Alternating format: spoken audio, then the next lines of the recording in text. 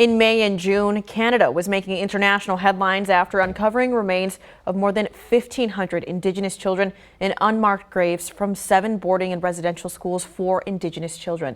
This prompted Secretary of Interior Deb Haaland to launch an investigation into the U.S.'s same type of schools that began in 1819 until the 1960s. Now, Katie, you've been digging deeper into these schools and found that Wisconsin was home to several of them.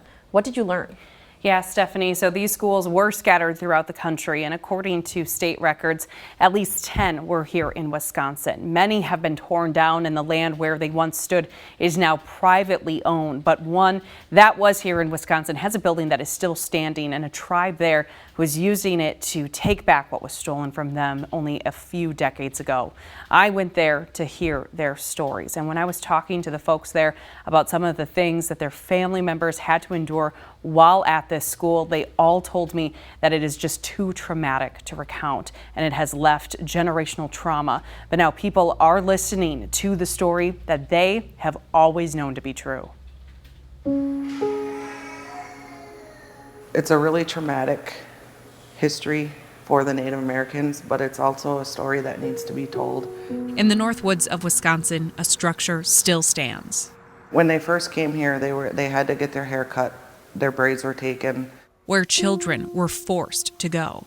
They were told to wear dresses, shoes, hats, as you can see. And leave behind their family, culture, and identity.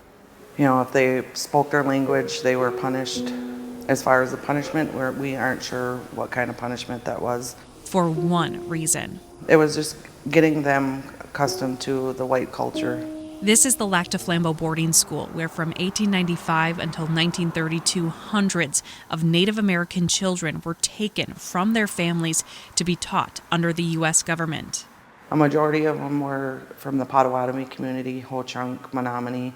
There were a few Lactaflambeau tribal members here, mainly because our villages were across the lake where the children would escape and go home, and then the people would have to go back and kind of wrangle the children back. So eventually what they started doing was sending the Lactaflambeau children off reservation to other boarding schools, so it would be harder for them to return to their families. Only one building remains of the large complex that housed more than 150 students and multiple staff members each year. This building was the boys' dormitory, and stories of what happened here have been passed down for generations. He would always say that they would either get locked into a room, and they were there until they agreed that they wouldn't speak their language or kind of retaliate, as they thought children were retaliating by speaking their language or trying to leave and wanting to go home. From the late 1800s until the 1900s, the Lactaflambeau school stated it was a school for children ages 5 through 8, but tribal accounts and photos led many to believe it started even younger.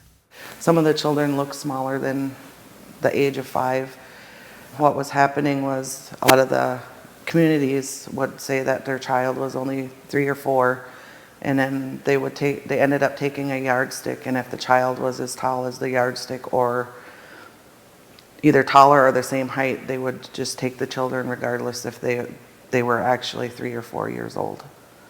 These rooms witness to that painful part of tribal history, now seeing a powerful and beautiful future for the tribe and its people.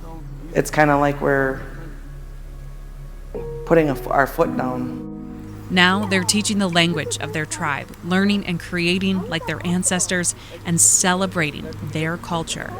No more taking, just our culture alone, and we're just trying to preserve that as, future generations go on, and just teaching our children, our culture rather than just one side of the culture that they only know in the history books. And now, according to the Lactaflambeau tribe, as of right now, this particular boarding school is not being looked at by the U.S. Department of Interior. They have been asked about different burial sites. I asked them as well, but the area surrounding it has been developed quite a bit over the last couple of decades, so it is hard for them to pinpoint if there are or were any burial sites surrounding the school.